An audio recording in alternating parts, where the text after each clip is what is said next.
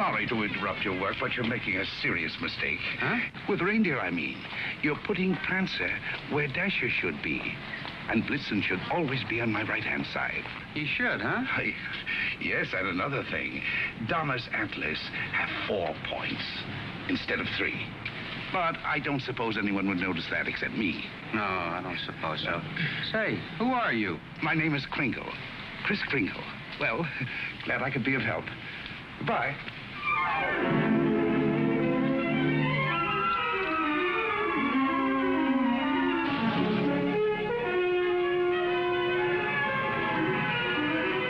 See, it's all in your wrists, like throwing a ball. Now watch. See? Mrs. Walker, that new Santa Claus you hired is wonderful. Where'd you find him? He answered the ad along with 100 others. He is good, isn't he? Well, the parade's ready to start. You coming? I'm going home and getting a hot tub. I may just stay there until next Thanksgiving. But you've worked so hard on the parade. If I want to, I can see it from the roof of my apartment. Bye.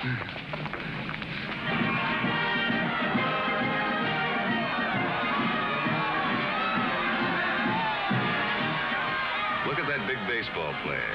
He was a clown last year. They just painted him different. My mother told me. She manages the parade. Wow. He's really a giant, isn't he? Really, Mr. Gailey. And you a lawyer. There are no such things as giants. Well, maybe not now, Susan, but in olden times, like the giant Jack killed in the fairy tale. Oh, one of those. I don't know any fairy tales. You mean your mother or father never read you any? My mother thinks they're silly, and I never met my father. You see, my mother and father were divorced when I was a baby. Well, that baseball player sure looks like a giant to me. Come in. Hello. My housekeeper told me Susan was here. I'm her mother. Yes, Susie's told me quite a bit about you. Oh, she's told me quite a bit about you, too. The man in the front apartment. Hi, dear. Parade's much better than last year. Good. Hope Mr. Macy agrees with you. Would you like a cup of coffee? Oh, don't bother. No bother. It's ready. I want to thank you for being so kind to Susan. All part of the plot. Surest way to meet the mother is to be nice to the child. What a horrible trick. Susan tells me you don't approve of fairy tales. I don't. I think we should be realistic and completely truthful with our children. Not let them grow up believing in a lot of myths and legends.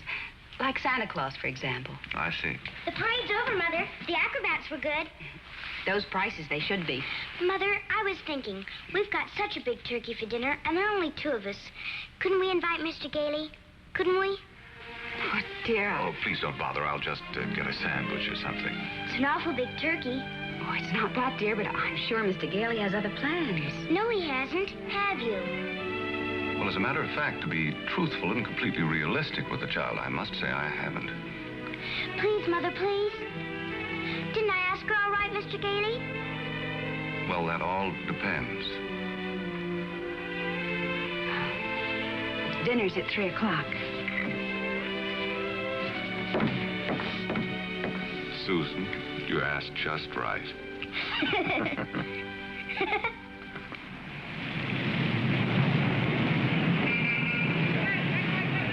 Before those screaming brats arrive, I want to give you a few pointers on how to be a good Santa Claus. Go ahead. Now, here's a list of toys we have to push. You know, things we've overstocked. You'll find that a great many children are undecided as to what they want for Christmas. When this occurs, you immediately suggest one of these items. You understand? I certainly do. All right, here they come. You get up there and go to work and memorize that list. And remember, be jolly. You're working for Macy's. Imagine that. Making a child take something he doesn't want just because he bought too many of the wrong toys. That's what I've been fighting against for years. And what's that, Pop? Trying to commercialize Christmas. And a Merry Christmas to you. Now then, what's your name, little boy? Peter. And what do you want for Christmas, Peter? I want a fire engine just like the big ones, only smaller. It's got real hoses and it squirts real water. I won't do it in the house, only in the backyard, I promise. Now, Peter, I see you're a very good boy, so you'll get your fire engine. You see, I told you to get me one. Yes, dear. Well, look, you wait right over there. Mommy wants to thank Santa, too. What do you mean by saying a thing like that? I've been all over town trying to find find that kind of a fire engine.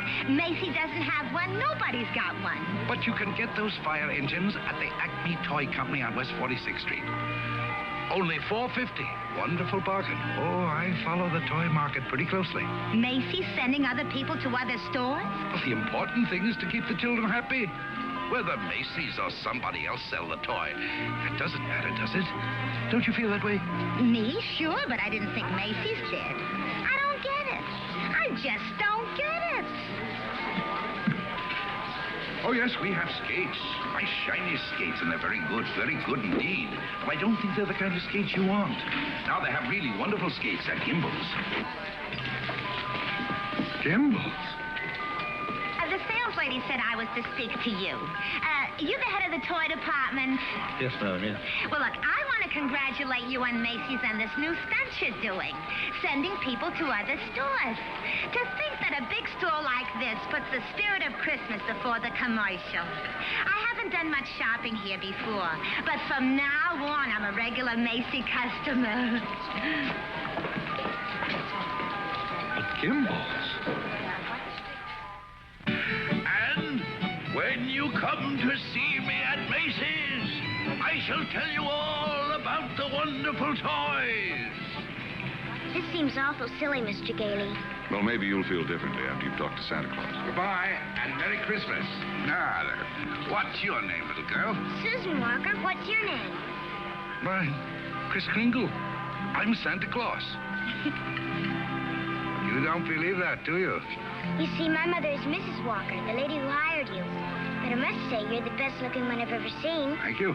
Your whiskers don't have those things that go over your ears. That's because they're real, just like I'm really Santa Claus. Go on, pull them. Well, go ahead, pull. That's it. And what do you want me to bring you for Christmas? Nothing, thank you. Whatever I want, my mother will get me. Sensible and doesn't cost too much. Susan, dear, I think you've taken up enough of this gentleman's time. Your maid had to go home. Her mother sprained her ankle. She asked me to bring Susan down here for you. Yes, she phoned.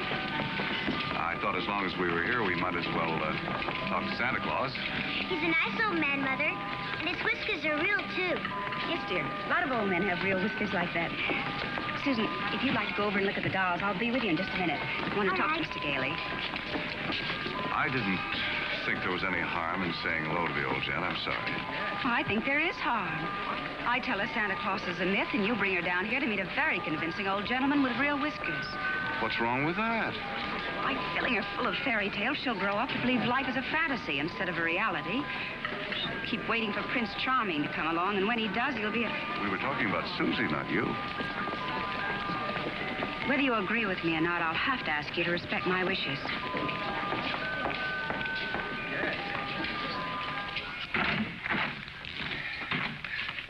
You sent for me. Oh, yes, sit down, won't you? This is a lovely little girl you have here. Thank you. Susan's the reason I asked you to drop down. She's a little confused. Would you tell her that you're not really Santa Claus? That there's actually no such person? I'm sorry to disagree with you, Mrs. Walker, but not only is there such a person, but here I am to prove it. Oh, no, you don't understand. I want you to tell her the truth. What is your name? Kris Kringle. I'll bet you're in the first grade. Second. No, I mean your real name. It is my real name. Second grade. Good gracious. It's a progressive school. Oh, progressive school. Well, where did you get such a lovely outfit? Macy's. We get 10% off. Susan, would you go in and talk to Mrs. Adams for a minute? All right. Goodbye, young lady. Hope I see you again soon. I hope so, too. Bye. Kris Kringle. Address, Brooks Memorial Home for the Aged. If you care to call them and ask for Dr. Pierce, he'll be happy to confirm it. Age is old as my tongue and a little bit older than my teeth. Now, really. Well, that's the truth. Next of kin, Donna, Blitzen, Prancer. And Dancer.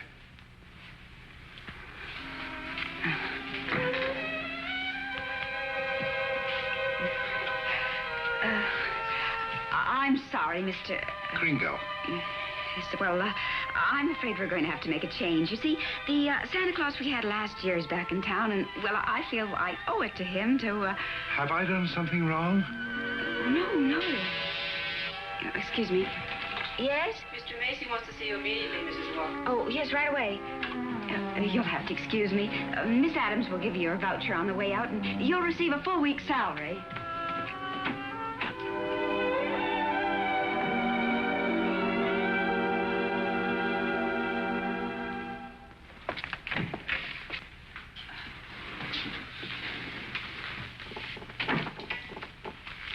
Now, about that new sales policy that you two seem to have initiated. It would have been better to clear it with the sales department first, don't you think? Mr. Macy, Macy's Santa Claus sending customers to Gimbel's. Preposterous. What? Yet, we cannot quarrel with success. Telephone calls, telegrams, over 500 parents expressing their undying gratitude to Macy's. So as a result, I've decided to make this the new sales policy for the entire store. If we haven't got what a customer wants, we'll send him where he can get it. In this way, Macy's will be known as the store with a heart. The store that puts public service ahead of profits. And consequently, of course, we'll make more profits. Well, I just want to express our appreciation and to tell you that in your Christmas envelopes, there'll be a more practical expression of our gratitude. Thank you, Mr. Macy. That'll be all. Thank you. Oh, and tell that wonderful Santa Claus of yours that I haven't forgotten him either. No, never mind. I'll tell him myself. In the morning.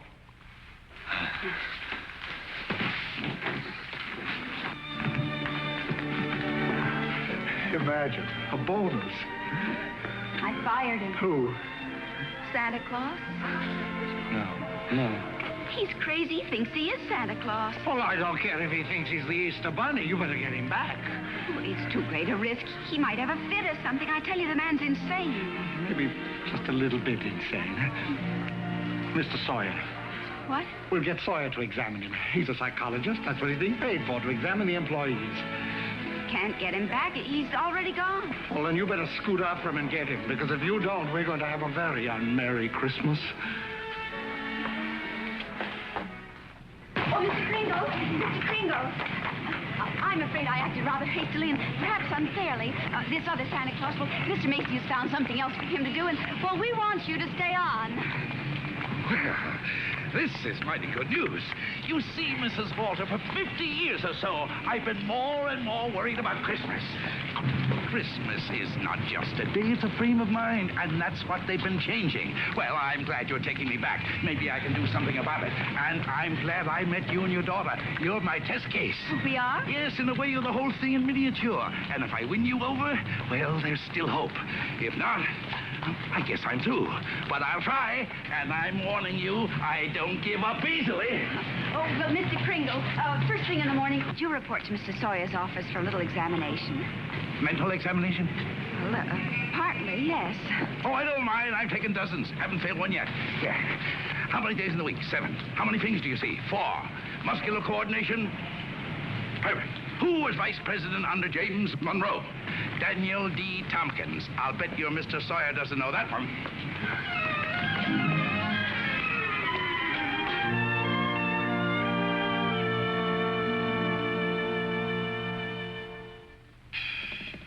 How much is 3 times 5? You asked me that before. I'm conducting this examination. How much is 3 times 5? Same as it was before. 15. You're rather nervous, aren't you, Mr. Sawyer? Do you get enough sleep? My personal habits are of no concern to you. Oh, I'm sorry. It's just that I hate to see anyone all tied up. How many fingers do you see? 3. You bite your nails, too? I want you to stand up straight with your arms extended. Muscular coordination test. Surely I'll be glad to. You know, very often nervous habits like yours is caused by insecurity. Are you happy at home, Mr. Sawyer? That will be all, Mr. Kringle. The examination's over. You may go. And it may interest you to know that I've been a happily married man for 26 years. Oh, I'm delighted to hear it. Bye. Your wife, Mr. Sawyer? That's it. Agnes, how many times have I told you not to bother with the office? No, I give you a perfectly liberal allowance. If that fat, stupid brother of yours would get a job, you wouldn't have to be pestering me all the time. Not a penny. How long have you known him, Dr. Pierce? Well, he wandered into the home about 8 months ago. Looked the place over and said, well, it'll do. Just stayed on. Has he ever told you his real name? He said he was Kris Kringle. We never pressed him further. Mrs. Lockhart, after giving that man a comprehensive examination, it's my considered opinion he should be dismissed immediately. Dr. Pierce, Mr. Sawyer. Excuse me, didn't Kris answer the questions correctly? Well, yes, he did, but there was a complete lack of concentration. There's no doubt about it, he should be placed in a mental institution. Wait a minute. People are institutionalized to prevent them from hurting themselves or other people. His is a delusion for good. He only wants to be friendly, helpful. Mrs. Walker, naturally I cannot discharge this man. So when he begins to exhibit his latent maniacal tendencies, which I assure you he will, the responsibility will be entirely yours.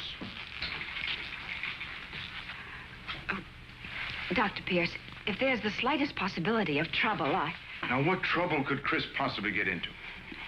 No? Well, coming to work, for instance, a policeman might ask him his name. Now, you know that would get him into a fight. Well, that could be avoided easily enough. Find someone here in the store to rent him a room. Then they could go to and from work together. Oh, yes, that would solve everything. That's a wonderful idea. Yes, isn't it? Your son's away at school. What about his room? Well, I'll talk to Mrs. Shellhammer as soon as I get home. In the meantime, you take Kris home to dinner. Oh, no, I couldn't. Oh, really, Mrs. Walker? If I can supply the room, the least you can do is furnish a free meal.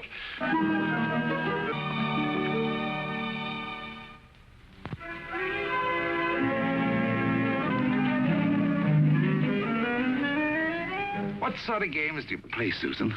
I don't play much with the children. They play silly games. They do. Like today, they were playing zoo, and all of the children were animals.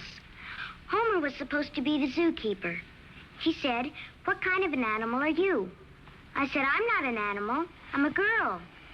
He said, "Only animals allowed here. Bye." Oh, that's too bad. Sounds like a wonderful game to me. Of course, to play it right, you've got to have imagination. Do you know what imagination is? That's when you see something and it's really not there. Well, yes. But I believe imagination is a place by itself. Yeah, you know, like, well, you know the British nation and the French nation. Well, this is imagination. Say, how would you like to make snowballs in the summertime? Or drive a bus down Fifth Avenue, Or be the Statue of Liberty in the morning, and in the afternoon, a flock of geese flying south? Well, the first place, you'd have to learn to pretend. That's imagination. Now, the next time they play zoo, you tell Homer you're a monkey. But I don't know how to be a monkey. I'll show you. Now, stand up. First, you bend way over. That's it. Keep your arms loose. Now, then you scratch. On the contrary, the firm of Hazlitt, Sherman, and Hazlitt has been very good to me. But being an exceptional lawyer, I want to open my own office. Naturally. We're having our first lesson in pretending, and we're doing pretty well, too. She'll be having nightmares for weeks. But you'll be having a lot of fun in the daytime. Hello? Oh, Mr. Shellhammer, that's fine. The Shellhammers have a room for you. That's very kind of them, but I've accepted Mr. Gailey's offer to stay with him. Mr. Gailey? I'll get the meat. Oh, thank you, Mr. Shellhammer, but it seems he's made other arrangements. Yes, well, goodbye. Well, here we are. Steak. No, it's venison. A friend of mine at the office gave it to me. What's venison? Oh, deer meat. If you don't like it, I have eggs for you. Could I have eggs, too? Venison, you know, I couldn't. Oh, I forgot. Well, there must be something you want for Christmas. Something that even your mother doesn't know about. Why don't you give me a chance? All right. Good. That's what I want for Christmas. A doll's house like this? No, a real house. A real house? If you're really Santa Claus, you can get it for me. And if you can't, just a nice man with a white beard like Mother says. Well, just because every child doesn't get his wish, that doesn't mean there isn't a Santa Claus. That's what I thought you'd say. But what could you possibly want with a house like this? Live in it with my mother. You have this lovely apartment. But I want a backyard and a swing and... She can't get it, huh? I didn't say that. Well, that's a tall order, but I'll do the best I can. May I keep this? Mm-hmm. Good night, Susan. Good night.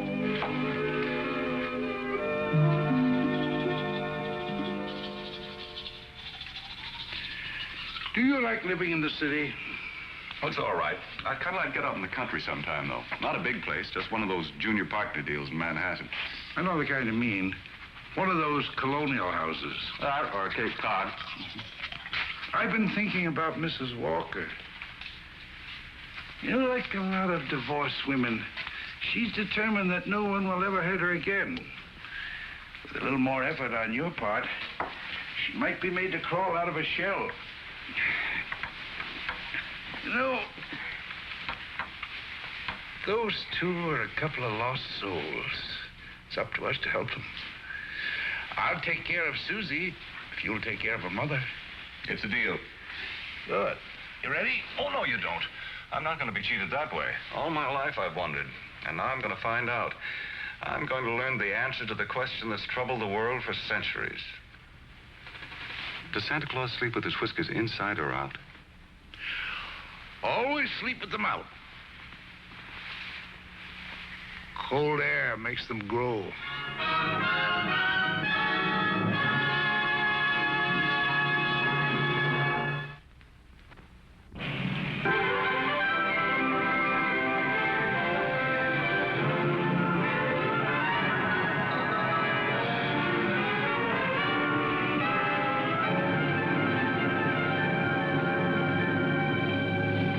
This is one event I never expected to see. Two can play at this game, Mr. Macy. If Gimbel's hadn't got what the customer wants, we'll send him over to Macy's. It'll be a pleasure, Mr. Gimble.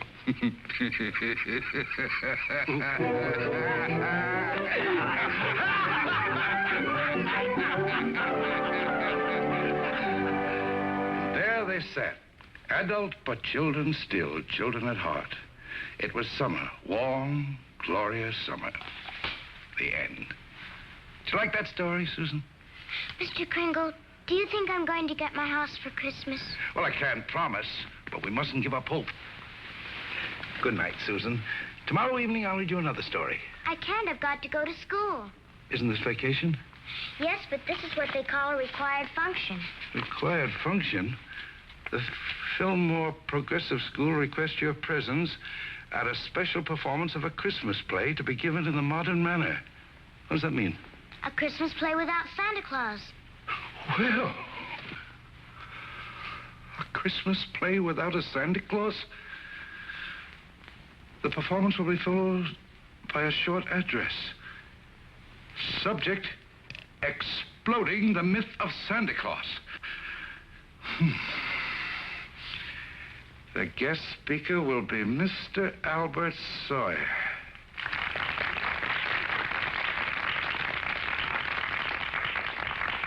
I'm very happy you enjoyed our little play.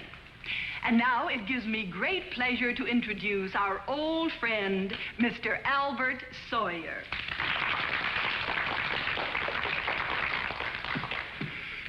Parents and young people, it's thrilling indeed to see so many happy, smiling faces. I know you're all looking forward to a joyous Christmas. But as those of you in this intelligent group know, this is going to be a Christmas without Santa Claus. Such a person as Santa Claus, St. Nicholas, or Kris Kringle does not exist. Never has existed and never will exist. This silly old man in his red suit represents the wishful dreaming of all people. He's the all-giver, the generous father. Mature adults who keep this myth alive are clinging to childish fantasies and show themselves afraid to face realities. People who play Santa have a strong feeling of guilt. I see nothing to laugh at. Far from being amusing, this myth... Far from being amusing, Far from being amusing, this myth is actually harmful. Only stupid old men prancing around in white whiskers keep this ridiculous myth alive. Now he's gone too far.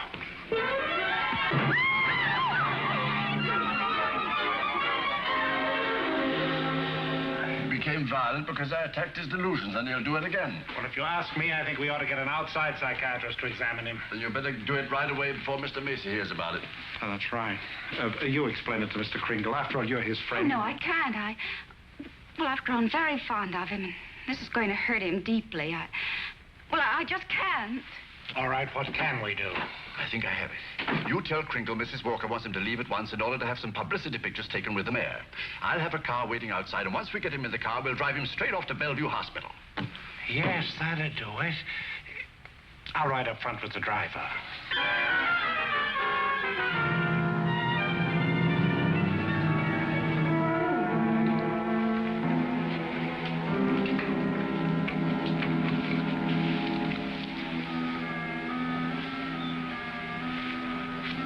Chris. Hello, Fred. You flunked that psychiatrist examination deliberately, didn't you? Why? I had great hopes, Fred. I had a feeling that Mrs. Walker was beginning to believe in me. Now I know she was only humoring me all the time. Mrs. Walker didn't know anything about taking pictures with the mayor. That was Mr. Sawyer's idea. It isn't just Mrs. Walker. Take Sawyer. Contemptible, deceitful, dishonest. But he's out there, and I'm here. If that's normal, I don't want it. But you can't just think of yourself. What happens to you matters to a lot of people. People like me who believe in you and what you stand for. People like Susie who are just beginning to. Chris, you can't let them down. You're right. Let's get out of here. Now, wait a minute. You flunked that examination, but good. Yes. I said our first president was Calvin Coolidge. Oh, but you can fix that. You'll think of something. Now, take it easy. A judge is going to be asked to sign papers committing you to a mental institution. The only chance would be to prove you legally sane at a public hearing. Good. I can think of nothing better. Don't you see? That will settle the question once and for all.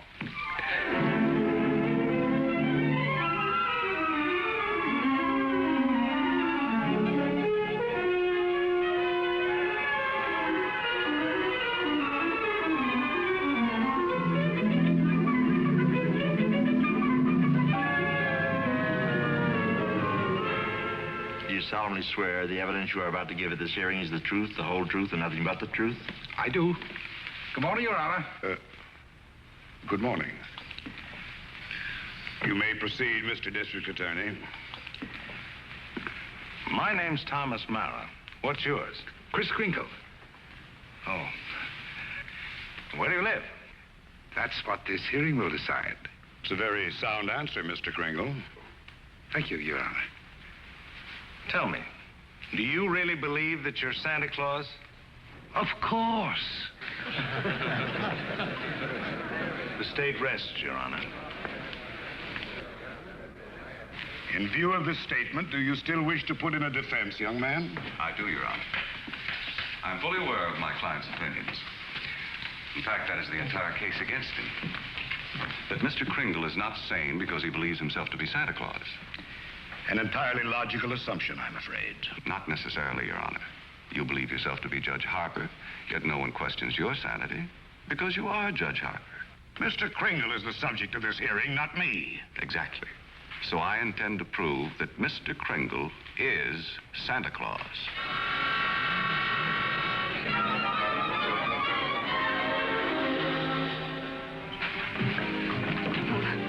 What does Mr. Hayslip of Hayslip, Sherman, and Hayslip say about the trial? That I was jeopardizing the dignity of the firm, that I either dropped the case or they dropped me.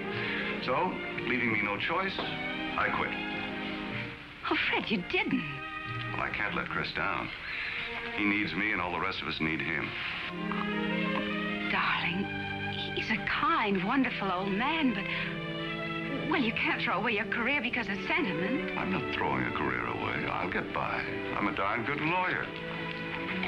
This doesn't shake your faith in me, does it? This is a question of common sense, not faith. Faith is believing in things when common sense tells you not to.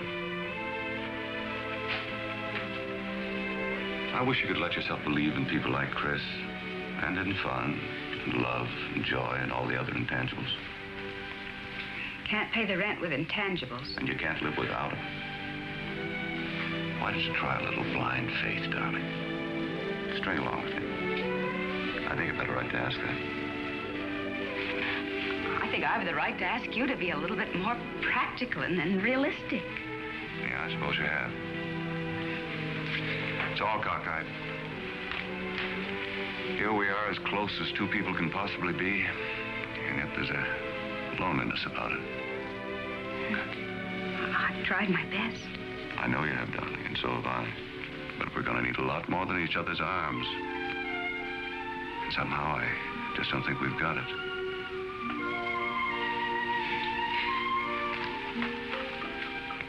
Funny. With all my common sense, I was just beginning to think this time it might work out. So was I, but... Can I help you trim the tree? Thanks, I can do it. Well, good night. Good night.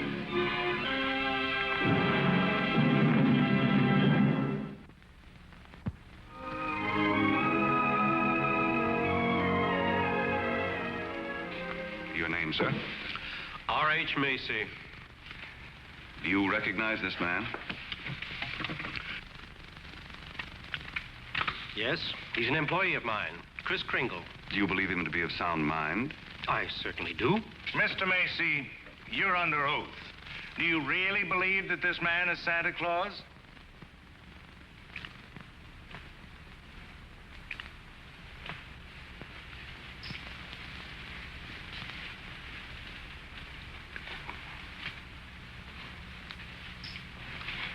Do you? I do. That is all.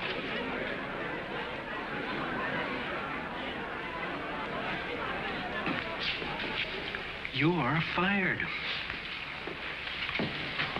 Your Honor, there is no such person as Santa Claus, and everybody knows it.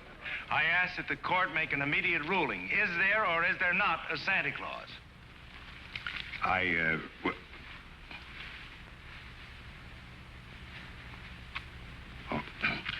This court will take a short recess to consider the matter. I don't care about the law. I'm talking about politics. You go back in there and rule that there's no Santa Claus, we won't be even able to put you in the primaries. Charlie. I'm a responsible judge. How can I seriously rule that there is a Santa Claus? All right, go back in there and rule there isn't. The kids read about it, so they don't hang up their stockings. So what happens to all the toys that are supposed to be in them stockings? Nobody buys them. Oh, the toy manufacturers are gonna love that. What about the Christmas card makers, the candy companies? Oh, boy, are you gonna be a popular guy. And what about the Salvation Army? They got a Santa Claus on every corner. Henry, I'm telling you, if you go back in there and rule that there's no Santa Claus, you can count on getting just 2 votes. Your own and that district attorney's out there.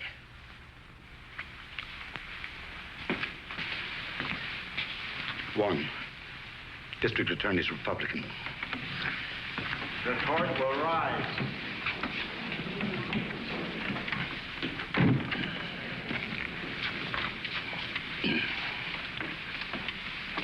This court has just consulted the highest authority available. The traditions of American justice demand a broad and unprejudiced view of such a controversial matter. And therefore, this court is determined to keep an open mind and hear the evidence from either side. But can my opponent produce any evidence in support of this contention? Your Honor, I can. Will Thomas Mara take the stand? Who, me? Thomas Mara, Jr. Thomas Mara. Hi, Daddy.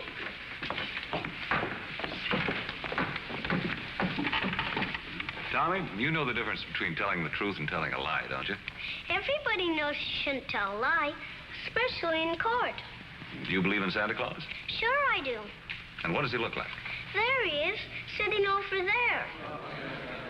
I object, Your Honor. Overruled. Tommy, why are you so sure there's a Santa Claus? Because Daddy told me so. Didn't you, Daddy? And you believe your daddy, don't you? Sure I do. Daddy wouldn't tell me anything that wasn't so. Would you, Daddy? Thank you, Tommy. Bye, Daddy.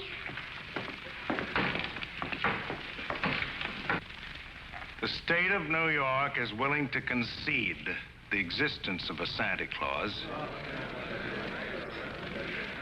But I ask that Mr. Gailey produce authoritative evidence that Mr. Kringle is the one and only Santa Claus. Your point is well taken, Mr. Mara.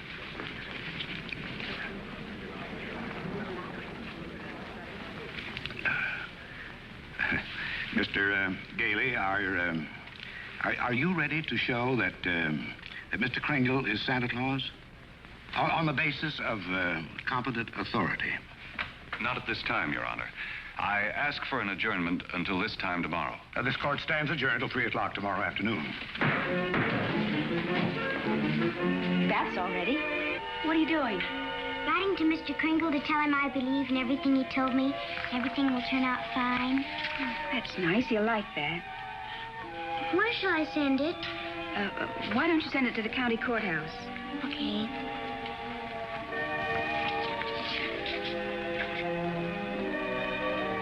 What did you write, Mother? I believe in you, too, Doris. Go take your bath now.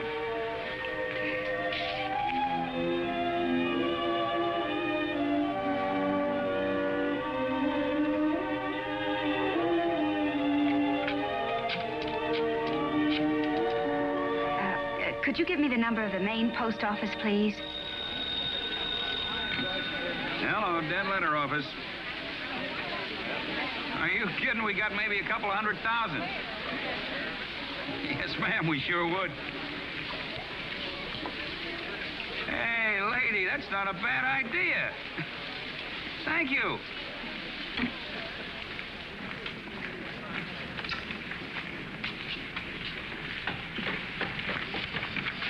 Chris, I've got bad news for you. I've tried every way to get some competent authority. I wired the mayor, the governor, everybody. Susan. And means more to me than all the mayors and governors in the world. It's all over. He hasn't got a thing.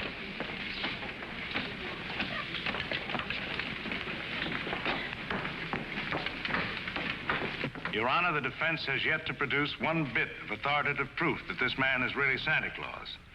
And in view of the fact that it is Christmas Eve and we're all anxious to get to our homes, I ask that these commitment papers be signed without further delay. Mr. Gailey, have you anything further to offer? I should like to submit the following evidence, Your Honor. It concerns an official agency of the United States government.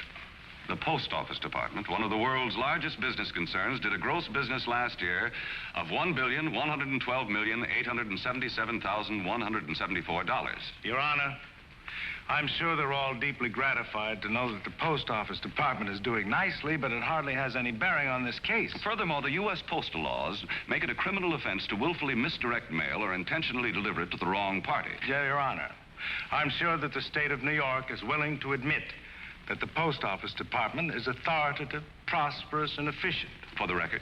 For the record. Anything to get on with this case. Then, Your Honor, I offer these letters in evidence.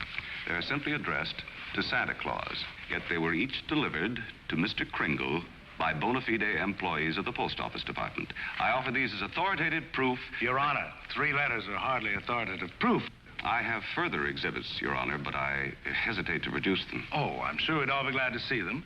Oh, yes, indeed. Put them on my desk. On your desk? Yes, yes. Very well, Your Honor.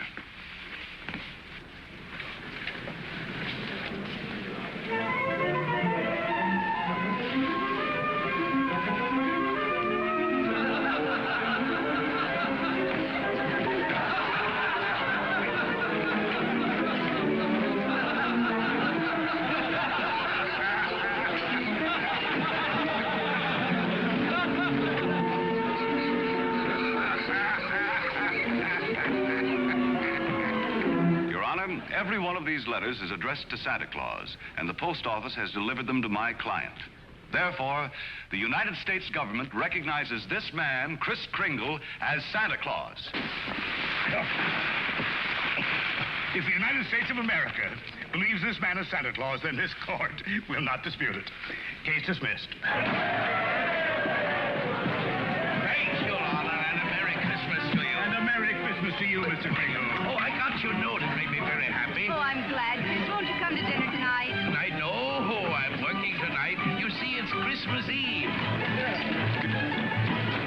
Merry Christmas!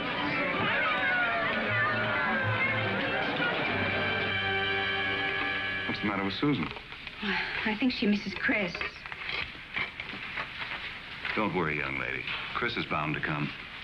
Didn't get my present, Uncle Fred. Why, darling, you got a lot of presents. Not the one I wanted. Not the one Mr. Kringle was going to get for me. What was that? It doesn't matter. I didn't get it. I knew it wouldn't be here, but I get a letter or something about it. Hello? Hello, Susan. Merry Christmas. Well, it wasn't really a promise. I said I'd do my best. You couldn't get it because you're not Santa Claus, that's why.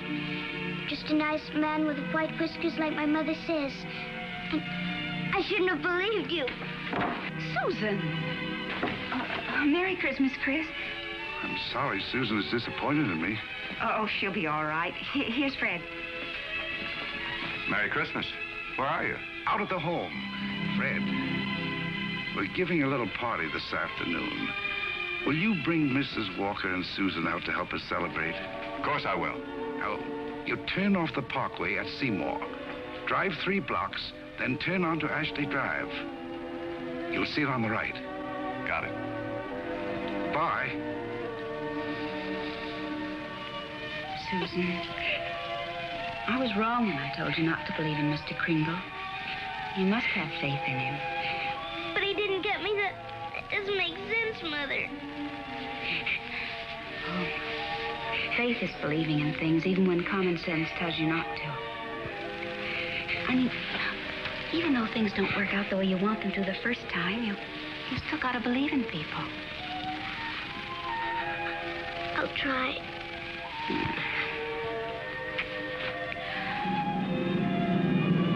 There it is, Ashley Drive. I do believe. I do believe. I do. Stop, Uncle Fred, stop! Susan!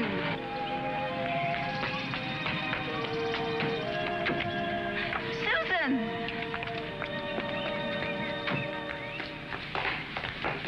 Susan?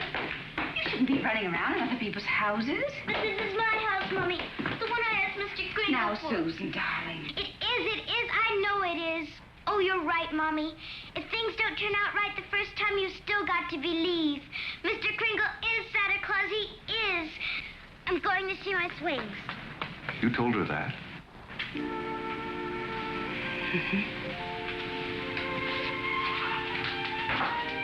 The house seems to be for sale. We can't let her down. Oh, Fred. Darling, I always believed in you. It's just my ridiculous common sense. Well, it even makes sense to believe in me now. I take a little old man and legally prove that he's Santa Claus. Now, you know.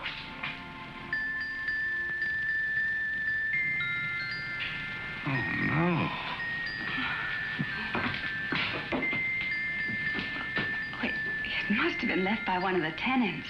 Maybe. Maybe I didn't do such a remarkable thing after all.